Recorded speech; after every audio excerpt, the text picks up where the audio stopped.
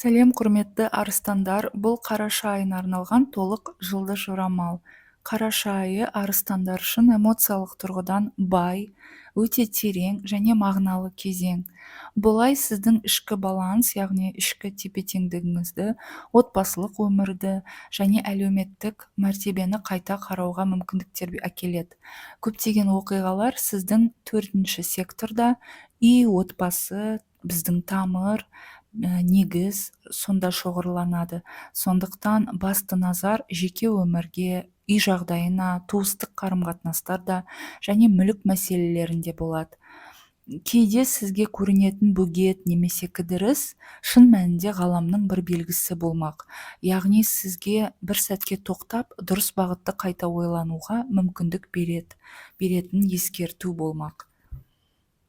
Қараша айындағы планеталық контекст, яғни қандай планеталар белсенді болатынына тоқталайық. Одан соң әрбір маңызды күнге тоқталамыз. Қараша айында Меркурий мен Юпитер планеталары артқа қарай жүреді, ретроградта болады. Меркурий 9 мен 29 қараша аралығында ретроградта болады. Бұл отбасылық және жеке мәселелерді қайта талдайтын кезең. Юпитер планетасы ретроградқа бұрылған кезде сіздер үшін рухани жаңару мен ішкі тыныштық іздеу мәселелері болады. Бірақ сонымен қатар Юпитер кезінде қолданбаған немесе кезінде мүмкін таныспаған, яғни біреу арқылы жаңа таныс адам болсын, біреу арқылы пайда әкелуі мүмкін, немесе қандай да бір кезінде қолданбаған мүмкіндіктер қайта өміріңізге келуі мүмкін. Сонымен қатар Венера планетасы саршаян белгісінде болады. Ал арыстандар үшін бұл төртінші секторда үй мен отбасыда жылылық пен үйлесімді іздеу туралы тақырыптарды көтереді. Сонымен қатар Марс планетасы да саршаян белгісінде болады. Арыстандар үшін бұл белсенділік, үй ішіндегі қозғалыс, жөндеу жұмыстары және өзгерістер енгізу. Әрине, толған ай мен жаңа айға тоқталамыз. Ай бұл қарашада торпақ белгісінде толады. Арыстандар үшін бұл сіздің карьера, жұмысқа және мәртебеңізге, яғни сіздің атағыңыз, сіздің бір белгілі ортада статусқа байланысты өзгерістер әкеледі. Ал 20 қарашада болатын жаңа ай саршаян белгісінде туады. Ал арыстандар үшін бұл сіздің үй, отбасы және рухани тұрақтылық сұрақтарын қозғайтын болады. Және Уран планетасы 8 қарашада торпақ белгісіне қайта оралады. Бұл кәсіби бағыттағы соңғы түбегейлі өзгерістерді әкеледі. Айдың әрбір маңызды күндеріне тоқталатын болсақ, 2 қарашада Венера мен Юпитердің квадраты болады. Бұл күтпеген әңгіме немесе ұмыт қалған уәде еске түседі бұл күні. Бұл күні туыс немесе дос және әріптеспен жағымсыз, бірақ өте қажет маңызды әңгіме болуы мүмкін. Бұл күнге кеңес шындықты ғана айтыңыз диалог құрған кезде, бірақ сабырлы болу керек. 4 қарашада Марс пен Уран планеталарының оппозициясы болады. Бұл айдың ең қиын күні. Бұл күні электр, техника, жұмыс кестесінде күтпеген ақаулар болуы мүмкін. Бір нәрсе жасамай қалады, сынып қалады деген сияқты. Бірақ бұл сонымен қатар жарқын идеялар мен жеке серпілістің де күні. Бұл күні жаңа әдістер қолдана білу керек, яғни прогрессивті болу керек, жаңағы алдыңғы қазір шығып жатырған жаңа методтарды қолдана білу керек. Бірақ тәуекелге бармаңыз. Яғни қатты шеттен тыста шығып керек жоқ, бірақ жаңа көзқараспен проблемаларды шеше білу керек. Яғни бұрыннан бері ұсталып қалған, бұрыннан бері үйреніп қалған жолдармен емес, жаңа жолмен шешіп көрсеңіз, қандай да бір нәтижені көресіз. 5 қарашада торпақ белгісінде ай толады, ал арыстандардың бұл 10 секторын белсенді қылады. Сіздің 10 сектор ол мансап, біздің карьера, қоғамдағы орнымыз. Және осы тақырыптар қазір анықтала бастайды. Яғни құжат алу жақсы күн, құжат жасауға, лауазым, табыс немесе үлкен шешімдер осы тақырыптарға байланысты. Сондай-ақ бұл күні ата-анамен немесе басшылықпен маңызды диалог болады. Жауапкершілікпен сөйлесіңіз. Сізді қазіргі уақытта бұл күндері байқайтын адамдар көп. 6 қарашада Венера сарышаян белгісіне өтеді. Ал арыстандар үшін бұл үй мен отбасы секторында болатын аспект. Сондықтан үй ішінде әшекейлеу жұмыстары, жөндеу жұмыстары жақсы болады. Жылы атмосфера құруға талпыныс артады сізде отбасы ішінде. Алайда сарышаянның энергиясы өте терең. Әңгімелер отбасыда кейде түсіністікке де апаруы мүмкін. Сондықтан адал әңгіме мен шынайы эмоция үйлесімді болу үшін сабыр сақтау керек. 8 қарашада Уран планетасы торпақ белгісіне қайта оралады. Арыстандардың бұл 10 секторын белсендіреді. Бұл кәсіби бағыттың түбегейлі қайта құрылу кезеңі. Яғни қандай да бір сферада, әсіресе жұмысқа қатынасты, мүмкін сіз жаңа жол бастайын деп отырсыз. Мүмкін түбегейлі профессияңызды өзгертейін деп жатырсыз. Әсіресе осындай қазір шешім жасау туралы ойланып жүрген адамдар үшін өте актуалды сұрақ, өте өзекті сұрақ. 2018 жылдан бері басталған өзгерістердің қазір соңғы толқыны болуы мүмкін. Яғни осыдан бірнеше жыл бұрын 2018 жылы, егерде сіз сол жылы қандай да бір үлкен шешім жасап, сол шешімнің нәтижесін қазірге дейін көріп отырған болсаңыз, сол тақырып қазір немесе сол сұрақ болсын қазір өзінің соңына келеді, аяқталады. Және Уран сізде бұл 10 секторда әсіресе сол жұмысқа байланысты, жұмыс бағытын, жұмыстағы лауазымды немесе мақсатты қайта қарастыруға мүмкіндіктер береді. Бұл жерде есте сақтайтын нәрсе, жаңа стратегия таңдайтын болсаңыз, жаңа табыс көздері де ашылады.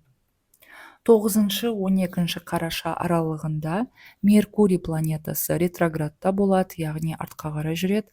Бұл өткен қателіктерді түзету және шешілмеген отбасылық тақырыптарды талқылайтын кезең. Құжаттар, келісімдер, жөндеу жұмыстары қайта-қайта қарастырылады. Бұл уақытта асықпаған жақсы, әр ұсақ нәрсені 2-3 рет тексеріңіз. 12 қарашада тағы да 2 аспект бар. Бұл Меркурий мен Марстың қосылысы. Бұл арыстандардың 5 секторын қозғайды. 5 сектор бізде негізі хобби, махаббат, балалардың үйі. Бірақ бұл жерде Марс пен Меркурийдің қосылысы арыстандар үшін ішкі шешіммен батыл қадам жасайтын күн. Сіз неге дайынсыз, ал қандай нәрселерді кейінге қалдырғыңыз келетінін нақты түсінетін боласыз өзіңіз үшін. Бұл шешімнің нәтижесін және осы күн қабылдайтын шешімнің нәтижесін 2026 жылдың қаңтарында ғана көресіз, немесе 2026 жылдың қаңтар айында кәдімгі қадам жасап, нақты қадамдар бастайсыз осы шешімдер бойынша. Жоспарыңыздың барлығын қазір бірақ анық жазу керек. Ол сізді нағыз нәтижемен табысқа апарады. 2 аспект осы күнгі, яғни 12 қарашада, ол сәттілік пен кеңейтудің планетасы Юпитердің сондай-ақ артқа бұрылатыны, яғни ретроградта болады. Ал арыстандардың бұл 12 секторын қозғайды. 12 сектор бізде трансформация және көбіне рухани өміріміздің тақырыптарын қозғайды. Сондықтан ал Юпитер ол даналық, ол сенім планетасы, философияның планетасы. Сондықтан бұл кезде сізде бұл планетаның қозғалысы сізге рухани тыныштық әкеледі. Немесе өзіңізді өте жақсы түсінетін кезең басталады. Өзіңізге мен шынымен нені қалаймын деген сұрақ қойсаңыз, осы 12 қараша аралығында кәдімгідей нақты жауап ала аласыз. Сонымен қатар, мысалы, әрине бұл әрбір адамның жеке натальный картасына байланысты, бірақ егер де сізде кейбір маңызды натальный картаңызда үйлеріңіз саршаян немесе шаян белгісінде де болса, қазір арыстандар туралы айтып отырмыз, бірақ бізде натальный картаны қарасақ, онда әртүрлі белгіде біздің әртүрлі секторлар тұрады. Осы сіздің жаңағы күн белгісі арыстанда болғанмен, басқа жаңағы секторларыңыз балықтар немесе шаян, саршаян белгілерінде болса, сізде мүмкін интуиция басқа адамдарға қарағанда жақсы жұмыс жасайды деп айтайық. Сондай адамдар осы 12 қараша күні қандай да бір символ немесе орындалатын түстер, вещи сон деп айтады ғой, сол сияқты орындалатын түстер немесе түс көргенде сол түстің ішінде нақты сұрағыңызға жауап ала аласыз. Бірақ бұның бәрі әрине жеке натальный картаға байланысты. 19 қараша күні Меркурий мен Уран планеталарының оппозициясы болады. Бұл 4 және 10 секторларды қозғайды арыстандардың. Бұл кәсіби және отбасылық тақырыптарда күтпеген бір бұрылыс болуы мүмкін. Мысалы, немесе шиеленіс болып қалуы мүмкін, бастықпен келіспеушілік немесе отбасы тарапынан кедергілер қандай да бір. Бұл күні эмоцияңызды дұрыстап бақылаңыз және асығыс шешімдер қабылдамаңыз. 20 қарашада жаңа ай саршаян белгісінде болады. Бұл жаңа үй, жаңа бастама, жаңа атмосфера келеді өміріңізге. Бұл күні көшу, жөндеу, отбасылық шешім қабылдау немесе жылжымайтын мүлікке қатысты жаңалықтар болады. Отбасымен ортақ ниет білдіріңіз. Бұның барлығы сізге тұрақтылық әкеледі. 21 қарашада Меркурий мен қара ай, яғни Лилиттің қосылысы, сондай-ақ 4-ші үйде негізі арыстандар көріп отырсыздар. Қараша айында сізде 4-ші үй өте белсенді, яғни отбасы тақырыбы, үй ішіндегі қарым-қатынастар, туысқандармен қарым-қатынастар және үй мүлікке байланысты тақырыптар ең бірінші рөлде болады. 21 қарашада Меркурий мен қара ай қосылған кезде бұл иллюзия келтіретін күн. Ненің шындық екенін, ненің иллюзия екенін білмей қалуыңыз мүмкін. Барлығы араласып кеткенде болады. Әсіресе сол отбасылық әңгімелерде түсініспеушіліктер туады, немесе жалған ақпараттар болуы мүмкін. Бұл күні біреулермен қатты терең сөйлесіп керек жоқ, себебі ол диалогта оң жағынан бітпейді, немесе біреумен ұрыс керіс болып қалуы мүмкін.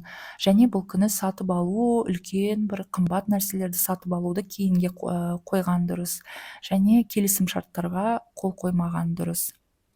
24 қараша күні Марс пен Ай түйіндерінің квадраты болады. Бұл кармалық шешім жасайтын сәт. Сіз қай бағытқа бару керектігі туралы ішкі белгі келеді сіздерге. Өткеннің әдісін емес, жаңа жолды таңдаңыз.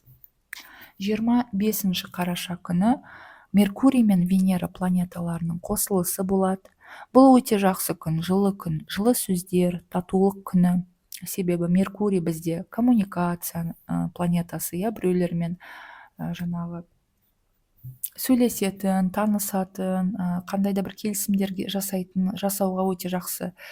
Ал Венера ол махаббат, ол ақшаның да планетасы, ол эстетикалық сезімнің планетасы. Сондықтан бұл екеуінің өте жақсы аспектісі сізге қайшылықтардың барлығы шешіліп, әсіресе үйдегі атмосфера жеңілдейді. Үй ішіндегі, отбасыдағы, қарым-қатынастағы. Себебі бұл аспект сізде тағы да сол 4-ші үйді қозғап тұр. Яғни бұл күні отбасымен немесе өзіңіздің жолдасыңызбен, серіктеспен шын сөйлессеңіз, түсінік өте жеңіл орнайды.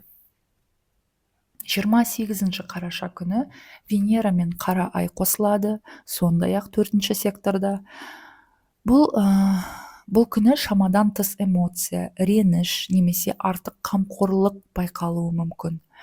Үй ішінде тыныштық орнатуға тырысқан жақсы.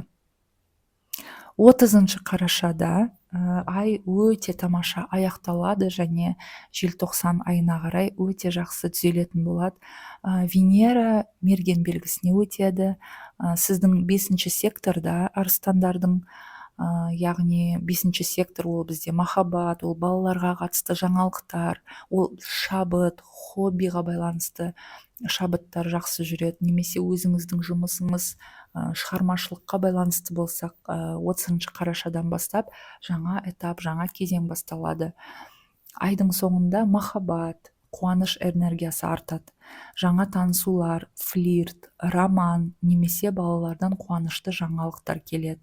Өмірге жеңіл қарап, рахат алуға тырысыңыз. Сіз оған лайықсыз. Қорытындылайтын болсақ, арыстандар үшін қараша айы көбіне сол отбасылық жаңару, жеке өмір және мүлікке байланысты тақырыптарда үлкен бір шешімдер жасауға болады. Кейде оқиғалар баяу жүрген сияқты болып елестетуі мүмкін, бірақ олардың әрқайсысы сізге тағдырлық тәжірибе сыйлайды. Қараша сізге ғаламның белгілерін тыңдап, сабырмен және жүрекпен әрекет ететін уақыт. Құрметті арыстандар, мен сіздерге сәттілік тілеймін. Арнаға жазылыңыз. Алдыңғы уақытта 2026 жылға толық жұлдызнама шығады. Видеоларды уақытында көру үшін арнаға жазылып, қоңырауды басып қойыңыз.